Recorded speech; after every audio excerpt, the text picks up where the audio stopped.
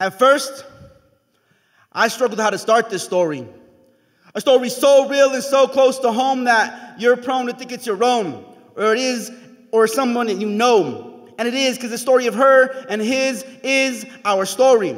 And when I tell it to friends, I begin by asking, when will it end? Because where I'm from, some might think it more difficult than raising a son. Or hearing these lyrics from the native guns, quote, you know the down brown man is a myth, because even down brown men treat their women like shh. You hear it? It's all around. It's the sound found in silence. From my sister, my mother, my father, my brother. Another day, waiting, wondering why. Why, if he loves you so much, does he make you cry? At first, the person in the mirror doesn't speak. Weak from the last time, tears flow down her cheeks. This was only a few minutes ago, though it seems like hours. Time must be moving slow. She doesn't recognize women staring back at her. Sure, the mirror's broken, but even then, the strong woman she knew is just a blur. Her vision is clouded. But not because of the tears or the swollen eye.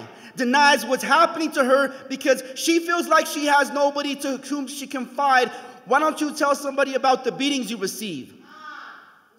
The distorted image responds, but who would believe he's well respected in the community? Besides, think about his image that you need to protect, or the fate of your children if you left.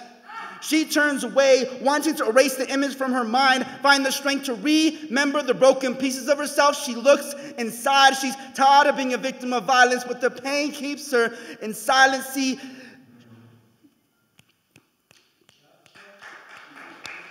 the pain keeps her in silence.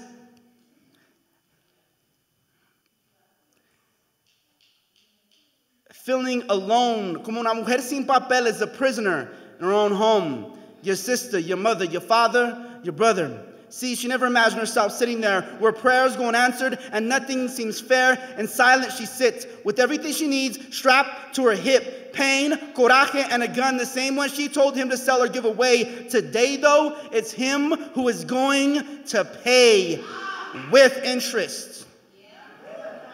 She awaits his return to turn the tables to see handing out lessons as her main concern. She's the teacher now, and there are few lessons he's going to learn the hard way. Now she gets to inflict the pain, the same that came from his fist and mouth, as she was supposedly to blame. Others, even mujeres le dijeron, nombres, así son los hombres. Then they asked, what did you do to deserve his wrath? She laughs, thinking about the so-called advice others gave, basically to treat him as if he were the boss and she the slave. They blamed her, the victim, so she thinks that maybe they'll point that same finger from her point of view down the barrel of the gun at the soon-to-be victim, the so-called father of her daughter and son, his sister, his mother, his father, his brother. With the quickness, she removes the silencer, along with his power to silence her. See, he left her with no other choice, so she puts down the gun and arms her voice. Now it appears in that same shattered mirror as a strong woman with little to no fear in her eyes. You can see the exchange of victim for warrior, her thinking rearranged hour after hour. She decides to lift up her voice to reclaim her power. I will no longer be a victim of pain and strife. Knife of obsidian as my tongue, I'm going to take back my life. For myself, mis hijos y mi pueblo, voy a resistir y a gritar. With the help of my family and friends, voy a luchar. Our sister, our mother, our father, our brother. So it ends at the beginning. And we decide the road ahead. Read a poem about the topic, which we can end it instead. And some might be mad that I aired their dirty laundry. But see, I'm a washing machine, because I take esa ropa sucia, be ashamed when obscene. With the movement of my words, I'm trying to help us come clean. So consider this a call to action to all the down brown warriors out there. Sharing, rejecting Eurocentric ways of treating women starts with a prayer.